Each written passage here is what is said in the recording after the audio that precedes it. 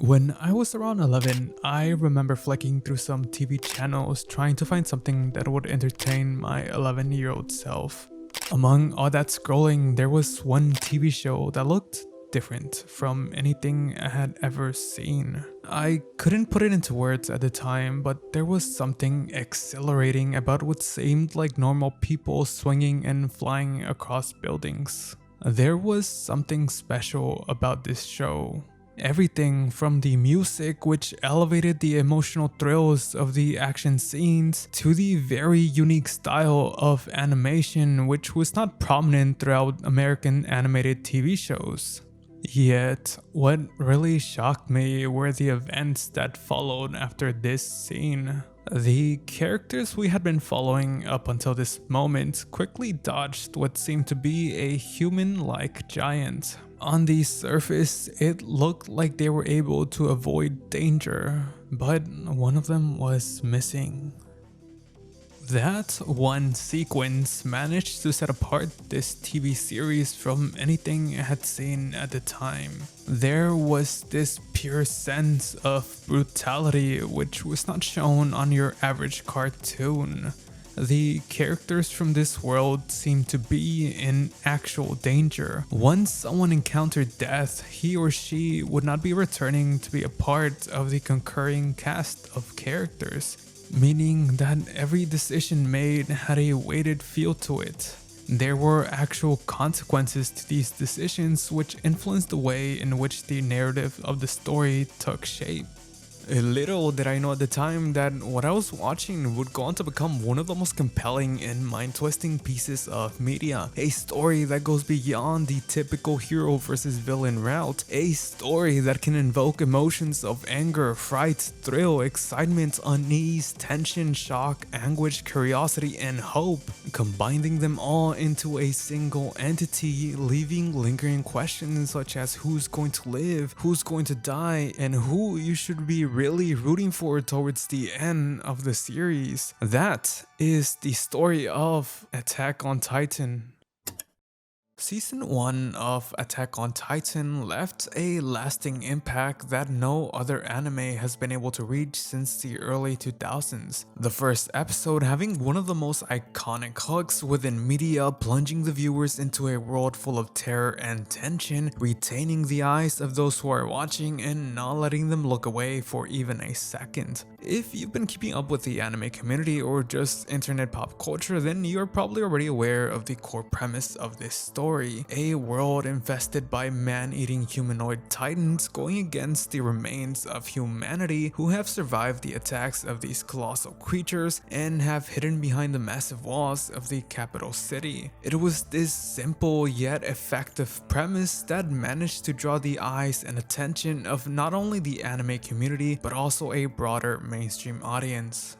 Looking closely at this season, it is clear that Isayama had meticulously crafted this world from the ground up, giving precise thought and attention to every detail that exists within the narrative and thematic threads of this story. Everything from the intricate design of the maneuver gear to the societal political structure that roamed through the makings of this city and its population, and a church that is fully dedicated to the walls, all provoked a sense of belonging within the bounds of this world, meaning it all felt natural. You didn't have to question why there was a church where its god was a wall of bricks, or how the mechanics of the maneuver gear function, because they all naturally coexisted with the intertwining mechanics of this world. It's things like these that, as viewers, we don't pay much attention to, but on the grand scheme of things, they help make this fictional world come to life and become a vivid experience. An experience where we as viewers can immerse ourselves and relate to these characters on a deeper and emotional level.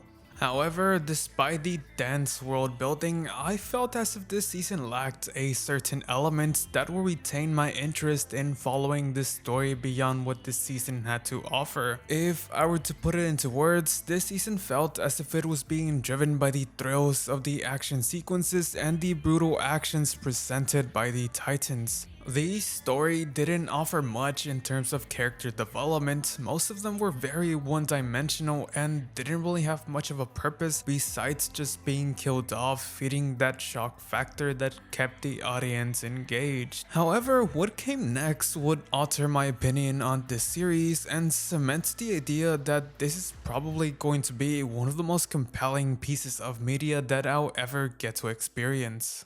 While Season 1 laid the foundation for the intricate and detailed world of Attack on Titan, it lacked a compelling element that would entice viewers to delve deeper into the overarching plot and narrative of the series. As I stated previously, these staggering thrills that Season 1 continued to push from beginning to end affected the way in which the characters interacted with the world around them. There was a lack of character individuality within those initial 25 episodes. Most characters felt superficial and one-dimensional, making the story feel like a series of disconnected moments instead of a cohesive narrative that followed these characters and their motivations. However, Season 2 managed to breathe life into these characters. It removed the main trio from the focal points of the story and instead shone the light on figures who we knew absolutely nothing about. Isayama managed to shift the tonal and focal points of the narrative that was presented in the first season and instead introduced depth and mystery to not only the world of Attack on Titan, but also to characters who weren't even prominent figures within the initial episodes. Characters who were once mere afterthoughts were revealed to have definitive backstories that furthered our curiosity surrounding the mysteries of this world. They were no longer the one-dimensional figures we saw in Season 1, but characters with their own personal motives and drives. Characters who now played a part on this grand narrative, adding yet another layer of depth to this already intricate story.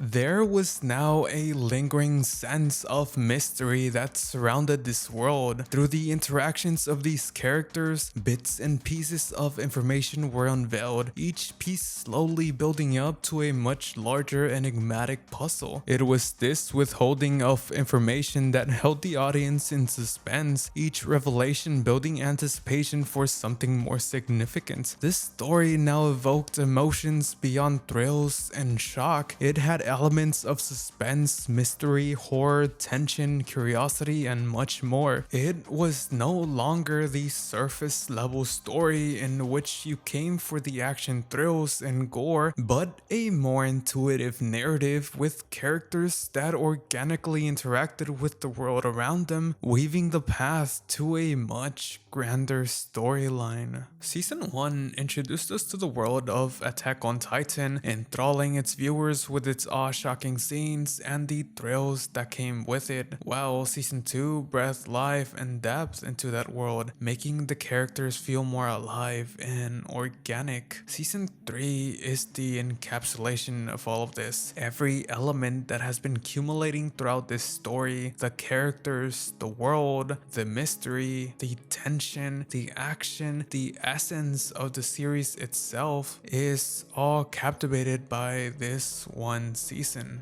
In Season 2, I talked about how Isayama managed to provide characters who weren't known within the first season with motives and drives, giving them a role in this overarching storyline. In Season 3, we see the results of those actions. This season presented a shift in the dynamics of who the enemy was, presenting these characters in situations where the choices they made had a weighted feel to it. They were no longer battling against these colossal creatures, but against the very same being that they had been protecting from the very beginning. We saw them navigate through these difficult situations, adding yet another layer of complexity and understanding to these characters. This shift in narrative made it clear that this series was no longer solely dependent on the thrills of the action or the tension of the mystery, but on a variety of elements that had been stacking on top of each other from the very beginning of this story. And this can be seen within one of the series' characters, Historia. Historia was introduced in season 1 as Christoffer, a kind-hearted, shy girl who seemed to deeply care about others. Her character at the time didn't really have any presence. She was just a side character among many. That, however, changed in season 2, where we get a further look at why she presents this facade of an overly nice girl. Her interactions with Ymir, which played a large part in her character growth, pronounce her excessively kind nature and insistence on helping others, which revealed the fact that she just wanted for her life to have meaning, even if it meant facing death. In season 3, her past finally catches up to her. She has to face a difficult decision that will alter the path that this story might take. The build-up of her character from season 1 and 2, her past, her relationship with her friends, with Ymir, all these elements played a significant role in this one decision, and at a moment where tension was at its highest, Historia chooses to defy her father, rejecting the Attack Titan, rejecting her family's legacy, rejecting the opportunity to save humanity, and most importantly, she chooses to live for herself and not for the sake of others, living a life where she can be proud and follow her own rules and beliefs, and that right there is just some good character writing. There aren't many stories where you get to see a side character grow from almost nothing to having this much of an impact on the story itself. This not only showed how much the characters had grown from their initial state, but also how the series had evolved from being a simple action thriller to a story where a variety of elements started to affect the paths our characters will take. The story was no longer a linear road where you knew exactly what was going to happen, but a web full of choices and decisions, making it hard to predict the direction this story would take. This all happens within the first part of the 3rd season, and by the end, the building blocks that had been mounting on top of each other were gradually falling into place, slowly revealing what this series has been trying to build from the very first episode. Part 2 of this season truly encapsulated everything that the series had built up, taking elements from its previous foundation and crafting some of the most compelling pieces of television that you'll ever get to experience. It had it all, from the thrilling action that was prominent throughout the first season to the character progression of the second, and even the intricate decision making of the third. The stakes were high, the world building kept on progressing, and we finally had answers to questions that the series piled up from the very first episode. Watching this really made me appreciate what Isayama had done with this series. It slowly built up something without revealing too much, but just enough to not only keep us engaged, but also make us familiar with this world. And it was thanks to this gradual world building that there wasn't any need for long expositions to comprehend the events ensuing between these battles. We knew what these characters were capable of, what the structure of the city was like, and how these walls were built, allowing for events to take place in a natural chain of reactions, resulting in some of the most emotionally thrilling yet tense and nerve-wracking scenes that you'll ever get to experience in anime. It's not an exaggeration when I say that this arc was probably one of the most memorable pieces of media that I got to experience. Even when it's been 4 years since its release, I can still remember the suspense and anticipation I had for every episode. There was no telling what was going to happen, no way of predicting the outcomes of this battle. It kept you at the edge of your seat, only giving you a glance at what this series was truly capable of when all its pieces were set in the right place.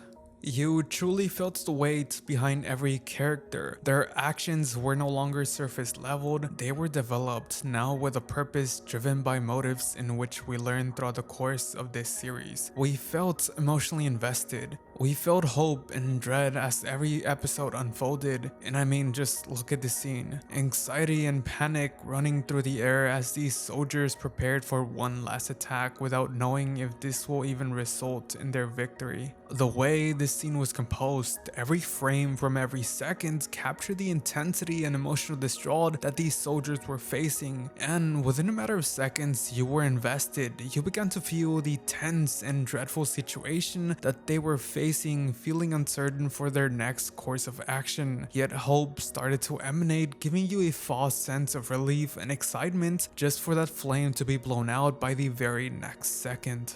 And it takes a certain amount of skill in writing and storytelling to be able to write moments like these, moments that capture the nature of the series within one animated sequence.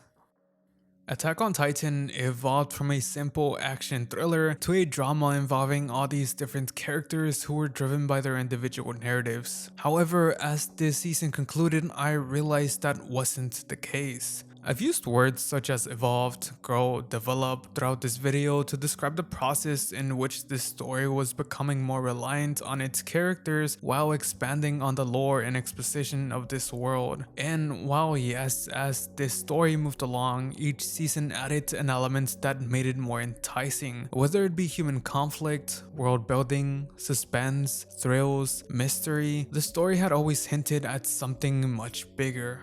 Those small moments that we didn't really question, every bit of dialogue that we ignored, all connected into this intertwining web that led to the grand revelation that there was a world beyond these walls, a world where humans who were supposed to be extinct were all thriving and much more technologically advanced than we had ever thought to be possible. This made it clear that Attack on Titan was never a surface level story, because right from the start, everything had been set into motion. These reveals that seemed to be convenient were always there, left to be uncovered. Everything in the series connected in one way or another, and these questions that were left unanswered would go on to become the foundation for the concluding season of this story.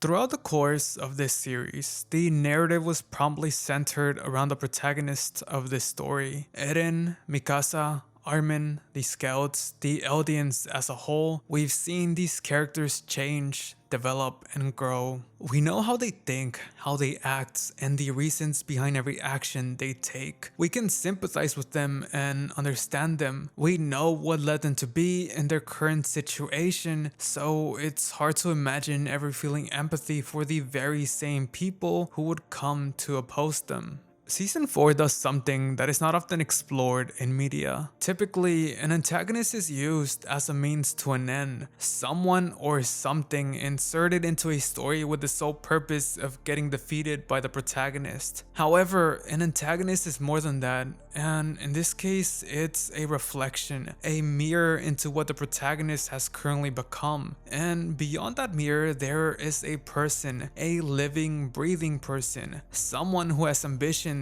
people whom to protect, and a life of their own. A person whose experience is completely foreign to everything we have currently seen. I said it would be difficult to feel empathy for the people that lived beyond that ocean wall. However, this series kept on exceeding expectations in its approach to handling characters. Because by the 4th season, we experienced something completely new. A new world that we have never seen before, a new cast which at a glance are meant to be the antagonist, the villains, people who would oppose the protagonists of this story, yet what I saw was something else. These so-called villains were just people, some good, others bad, but they were just human.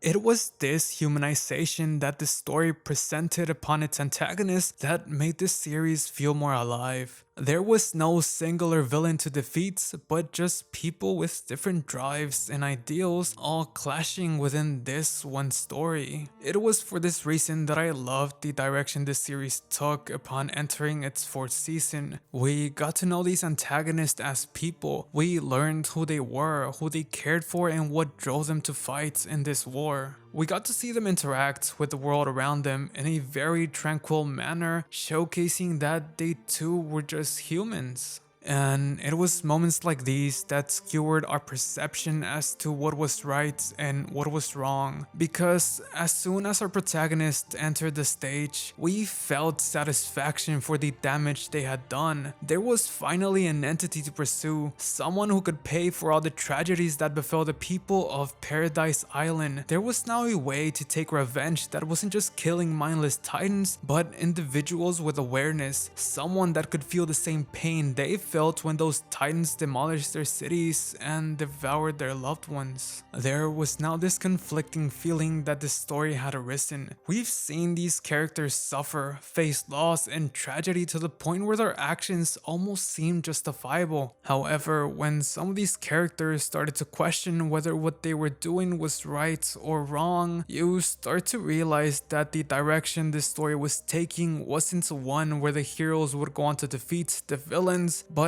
one where the characters we had followed from the start exhibited flaws, while those who were introduced as the enemies could evoke sympathy.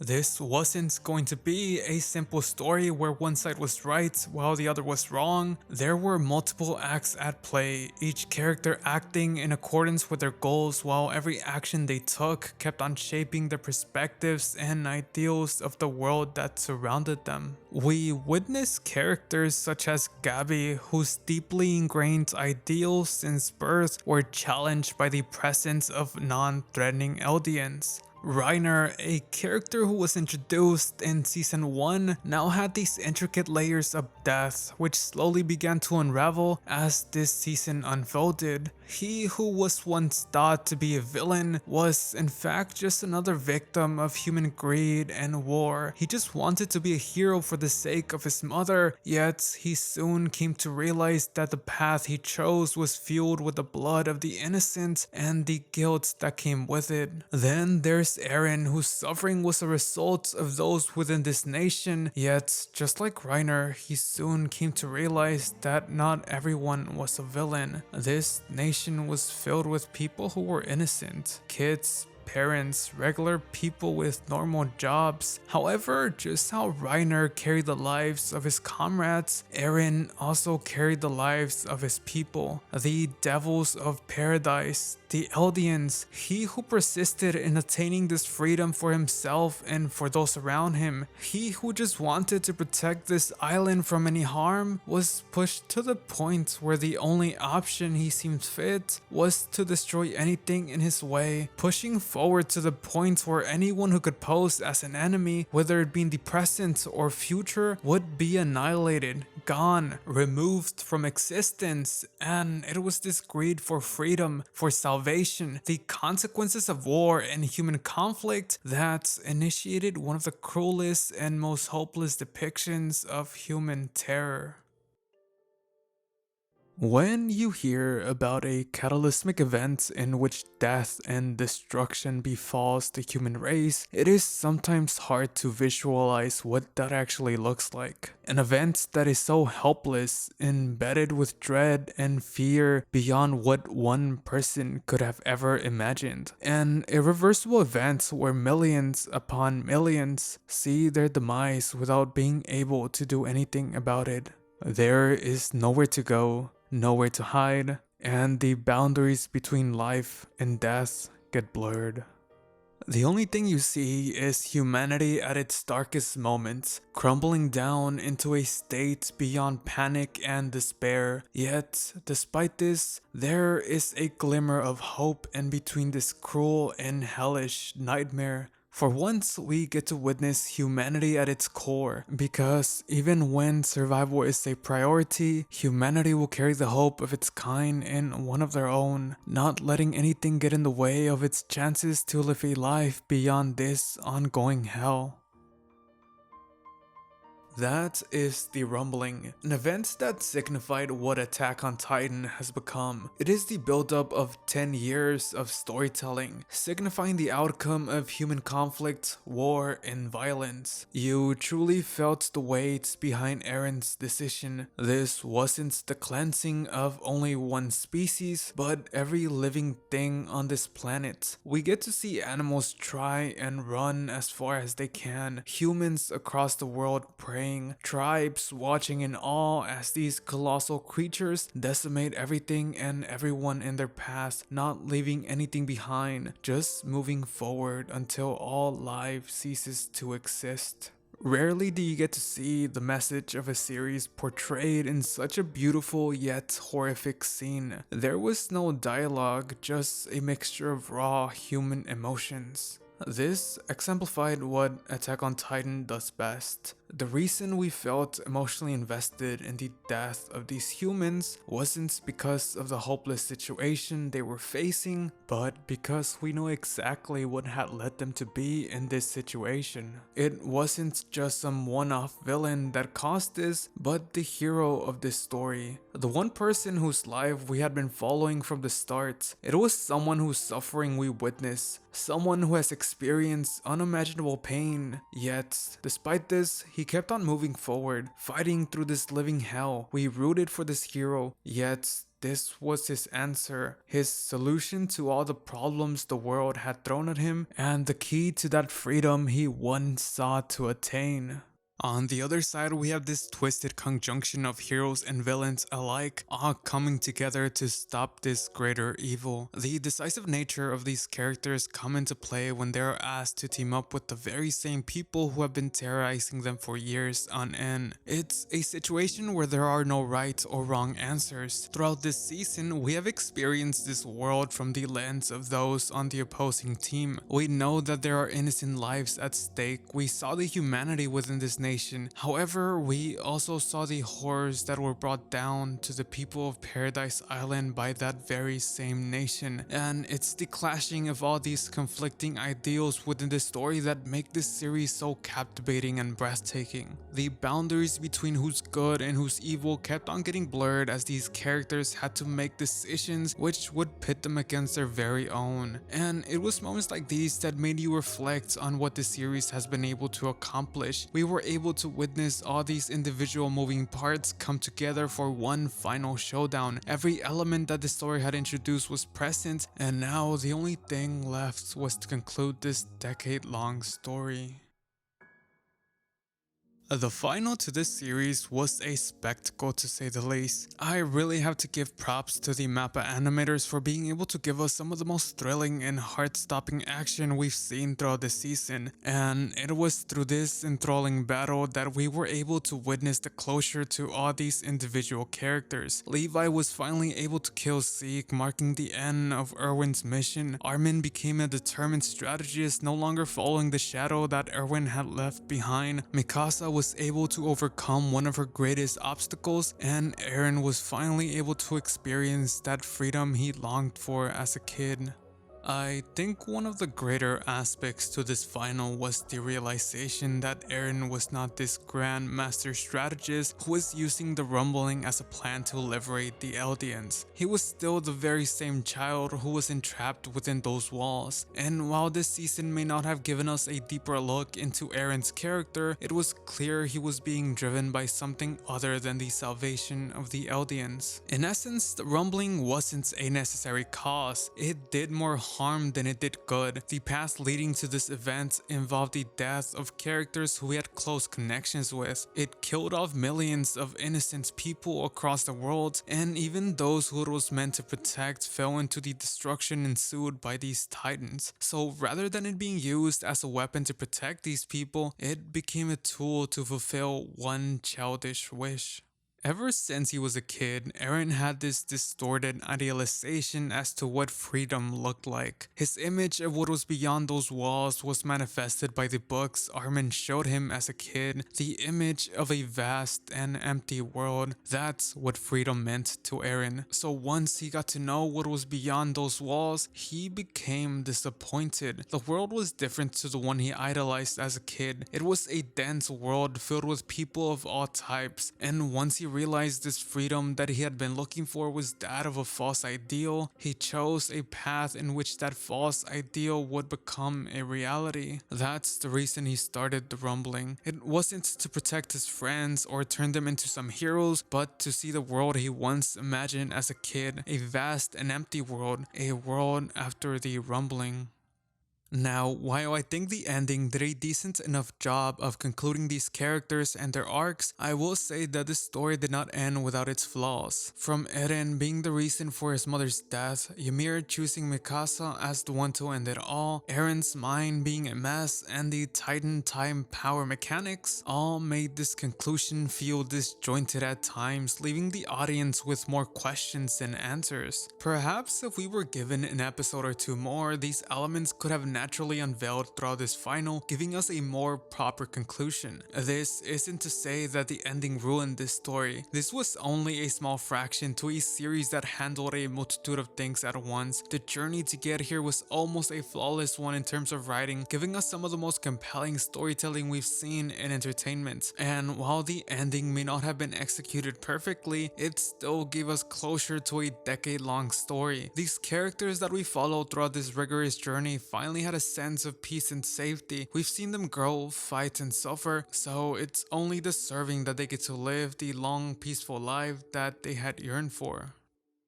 This series proved to be many things: an action thriller, a suspenseful mystery, a series about characters trying to roam through a world filled with conflict, corruption, and greed, a story that visualizes the essence of human nature. It was a message about how humanity is fated to repeat its mistakes over and over and over, resulting in a never-ending cycle of hatred and violence. It was a story that made you laugh, cry, and feel invested. It was a piece of art that pushed the boundaries as to what anime could achieve, a story that grew with its audience, giving them no reasons to keep on watching, a series that will be talked about, examined, theorized years after its end. It will be referenced, integrated into pop culture, a piece of media that gets etched onto the minds of many, creating a long-lasting legacy. That is the story of Attack on Titan.